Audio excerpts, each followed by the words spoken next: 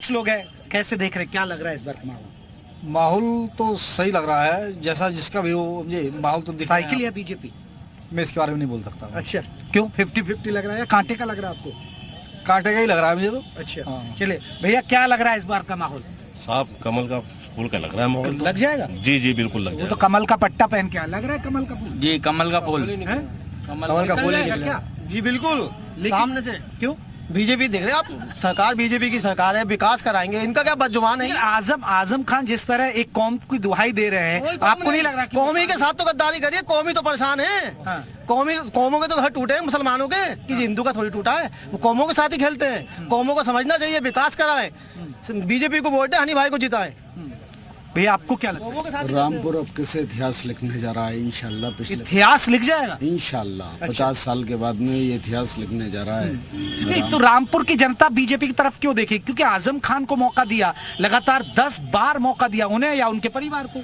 देखिए मैं किसी की बात नहीं कर रहा हूँ, लेकिन इस बार जो चुनाव हो रहा है वो विकास के नाम पर हो रहा है। और अभी सरकार 4.5 साल चूंकि सरकार बीजेपी की है, इस वजह से लोग ये चाह रहे हैं कि जो यहाँ पर विधायक बने वो हनी सक्सेना जी बने, ताकि जो है रामपुर का विकास होना चाहिए। चलिए चाचा, आपको क्या लग रहा है इस बार? साहब हम मोदी जी को वोट देंगे, मोदी जी ने घर बनवाया हमारा। अच्छा, हाँ? क्या नाम चाचा? चमन नाम मेरा। चमन पुराना लग रहा है तो है? हाँ, अच्छा लग रहा है। ये सही कह रहे हैं भाई साहब, बीजेपी यही बेहतर जानते होंगे जो कह रहे हैं। अच्छा जी। नहीं तो आपको क्या लग रहा है? इतिहास ही रचेगा। इतिहास रच जाएगा? इतिहास के दोनों फेस है, अब किस तरह रचा जाए ये तो अल्लाह ही बेहतर जानता है। ये भी एक इतिहास रचा जाएगा कि अगर आजम के परिवार से कोई नहीं लड़ता और उसके बावजूद भी समाजवादी पार्टी जीती है। ये सब अल्लाह ही जानता है। वो तो 5 तारीख के बाद और 8 तारीख के बाद पता चलेगा। हाँ। जब जिसको वोट पड़ेगा तभी पता चल जाएगा। हवा किसकी लग रही है फिर भी?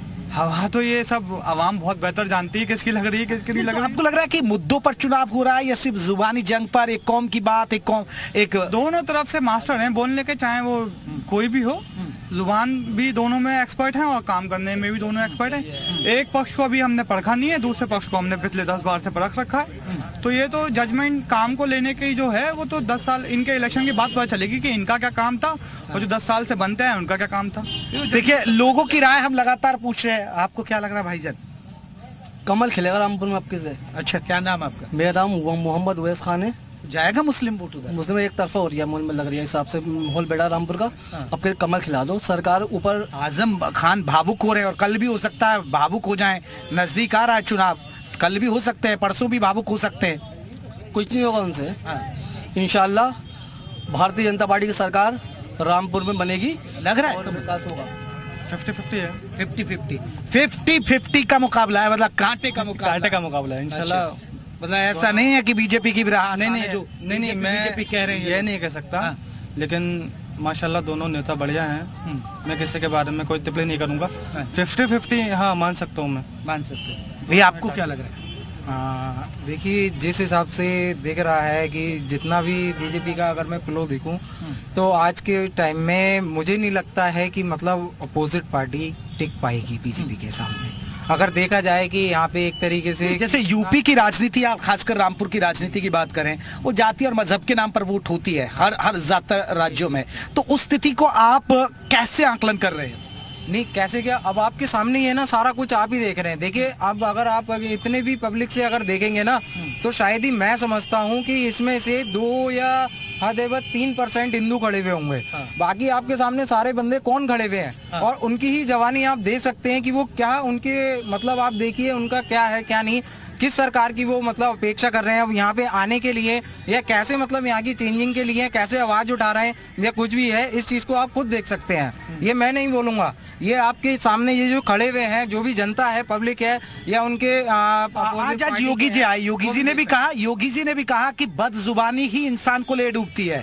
कहीं ना कहीं उनका निशाना आजम खान पर था। तो बदजुबानी एक बड़ा फैक्टर रहेगा इसके। बदजुबानी तो उनकी शुरू से रही है। जैसे हमारे भाई ने कहा कि उनका किला, तो यहाँ पे उनका किला अब कैसे ढहने जा रहा है और यहाँ पे कमल खिलने जा रहा है। चलिए चाचा जान आ गए। चाचा जान, आज योगी जी भी आए, प्रचार हुआ और आजम खान की बदजुबानी उनको फिर ले डूबी, फिर एक और केस हो गया। कैसे देखते हैं आप? आजम खान हमेशा के बदजुबान है। आजम खान की करनी और कथनी में बहुत बड़ा फर्क है। हमारे हनी भाई की जहाँ पर मीटिंग होती है और अजान की आवाज आ जाती है, हनी भाई खामोश हो जाते हैं। और आजम खान एक जगह पर अपनी स्पीच दे रहे थे और अजानें हो रही थी और वो स्पीच देते रहे। कल हुआ ऐसा जी, कल उन्होंने ऐसा किया है आजम खान ने। आजम खान मुसलमानों के बदतरीन दुश्मन है। जब इलेक्शन आता है तो वो मुसलमानों के रहनुमा और मोहसिन बन जाते हैं, और जब उनके कहने पावर आ जाती है तो आप ही तो उनको चुन रहे हैं ना, 10-10 बार से मौका आप ही लोग दे रहे हैं ना, फिर अब आप लोगों को अब वो बुरे क्यों लग रहे हैं? देखिए, मैं आपको ये बता दूं, हर जिले में कुछ, हमारा जिला रामपुर जो है, मैं क्या शब्द उनके लिए लेकर आऊं कि वो जुल्म सहते हैं, मकान टूटते हैं, दुकानें टूटती हैं, जब इलेक्शन आता है तो उन्हें फिर जिता देते हैं। तो हमारे यहाँ जो विपक्ष में वोट जाते हैं वो बाशहूर लोग हैं, और जो इन्हें वोट देते हैं वो बदअकल लोग हैं। तो इस बार क्या मुस्लिम वोटरों का मूड चेंज है? बिल्कुल मूड चेंज है। हमारा मुसलमान युवा, हिंदू युवा विकास चाहता है। आजम खान ने 40 साल से या 42 साल से सियासत में हैं, और हमारे यहाँ से विधायक चुने, 4 दफे कैबिनेट मिनिस्टर बने। एक विकास बता दीजिए मुझे उनका। लेकिन जो तकरीरें कर रहे हैं आजम खान अपने चुनावी भाषणों में, वो एक कौम की असमत से उसको जोड़ के देख रहे हैं। वो कह रहे हैं कि मेरे ऊपर इतनी जातियां हो रही हैं, तो आपको वो बदला लेना है, उन जातियों का हवाला दे रहे हैं। कोई ज्यादती नहीं हो रही है, ना केंद्र सरकार उनको ऊपर कोई ज्यादती कर रही है, ना प्रदेश सरकार कर रही है। ये कोर्ट का आदेश है। जो उन्होंने बदतमीजियां बोली हैं, कोर्ट ने उनको क्या दें, अदालत ने क्या दें 3 साल की सजा बोली है, और उनकी ये विधायक की जो सीट है निरस्त हुई है। किसी सरकार का इसमें दोष नहीं है।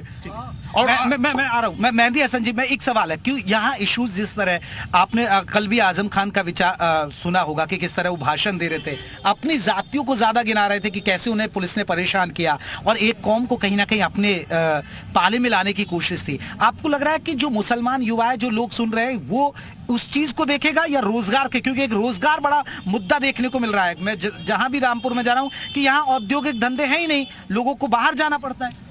देखिए, अगर हम विश्लेषण करें तो हम ये पाएंगे कि जिस तरह से यहाँ पर हमारे समाजवादी के जो पुराने सिपह सालार थे, आज भारतीय जनता पार्टी के बेड़े में बैठे हुए हैं, और ये सिपह सालार ही किसी पार्टी को और किसी नेता को या किसी राजा को मजबूत बनाते हैं।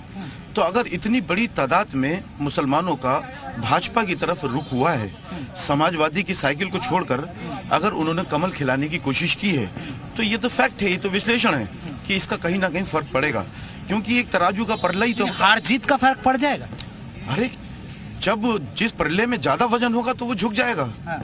अब अगर वजन कहाँ से लाया जाएगा? वजन तो वही है जो रामपुर का वोटर है।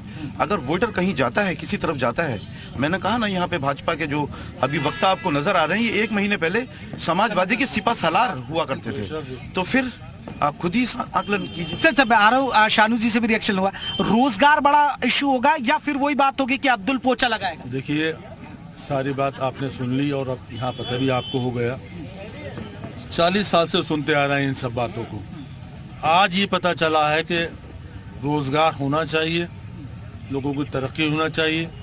भारतीय जनता पार्टी की सरकार, जिसके प्रत्याशी आकाश सक्सेना साहब हैं, उन्होंने इस रामपुर के लिए, इसकी तरक्की के लिए, यहाँ रोजगार के लिए जो वादे किए हैं, मैं ये आपके चैनल के माध्यम से ये कहना चाहता हूँ कि हमें एक बार उन वादों को भी देख लेना चाहिए। जहाँ हमने 40 साल इन बातों को सुना है, जो आप भी सुन रहे हैं, मैं भी सुन रहा हूँ, ये सारे लोग सुन रहे हैं, और अब हमें एक बार फिर, क्योंकि उत्तर प्रदेश में भारतीय जनता पार्टी सरकार है, केंद्र में भारतीय संसद सरकार है, और आदरणीय नरेंद्र मोदी जी के नेतृत्व में, योगी जी के नेतृत्व में प्रदेश और देश जो तरक्की कर रहा है, मैं चाहता हूं कि हम रामपुर वाले उस तरक्की का हिस्सा बने, और इसीलिए हम भारतीय जनता पार्टी को 5 तारीख को बहुमत से जिताएंगे। ठीक है, बिल्कुल। शानू जी, एक बड़ा सवाल, क्योंकि आज योगी जी ने भी यही बात कही कि देखिए हम रोजगार धंधे, और वहां पर भी मैं सुन रहा था, तो रोजगार धंधे लगाएंगे, युवाओं को औद्योगिक धंधे चौपट। तो क्या जो मुस्लिम युवा है, क्योंकि जिस तरह आप देख रहे हैं कि आजम खान मुस्लिम युवाओं को और मुस्लिम कौम को अपनी तरफ लाने की कोशिश कर रहे हैं, अपनी जातियों को बताकर, अब्दुल पोचा लगाया गया, अब्दुल या रोजगार के देखेगा? ये भी नारा लगवाया करते थे कि ये जवानी है कुर्बान। हमारी रैली में भी एक नारा लगा, ये जवानी है कुर्बान, हनीफ भैया तेरे नाम।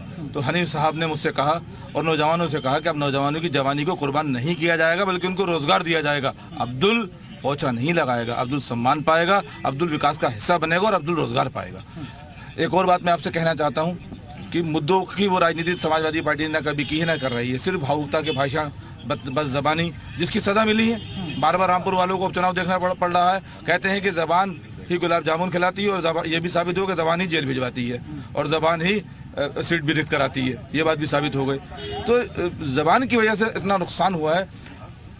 एक और बात मैं कहना चाहता हूँ जो बहुत अहम बात है, मैंने प्रशासन से भी अपील करना चाहता हूँ कि इस पर ध्यान दें।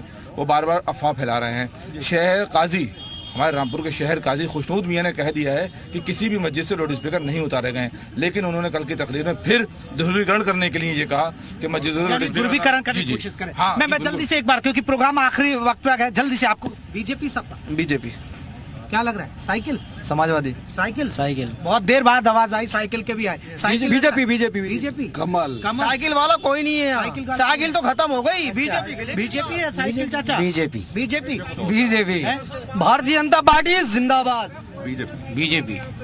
बीजेपी कमल खिल रहा है इस टाइम रामपुर में, कमल खिल रहा है। तो चलिए, आपने सुना खड़े हैं या सबसे ज्यादा मुस्लिम खड़े, सब बीजेपी के साथ हैं। BJP. Yes sir, I would like to say one thing only. जैसे मौलाना साहब said that, मौलाना साहब ने कहा अजान के ऊपर, अजान जब होती थी तो वो अपनी तकरीर को बंद नहीं करते थे। मैं एक बात कहना चाहता हूँ, I am also Muslim and he is also Muslim and I am standing with him also. मैं कहना चाहता हूँ अभी भी मगरिब का नमाज है, why are you spending your time over here? आपने नमाज क्यों नहीं पढ़ी? यस नहीं, नमाज like time is over now. ये देखिए, ये रामपुर का युवा इंग्लिश बोलता है, बहुत शानदार। चलिए, हम प्रोग्राम को यहीं खत्म कर रहे हैं। आप सभी मेहमानों का बहुत बहुत शुक्रिया। आप लोगों ने अपनी बातें, रामपुर का रंग लगातार, यहाँ के रंग आपको दिखाते रहेंगे। हमारे साथ जुड़ने के लिए बहुत बहुत शुक्रिया। नमस्ते।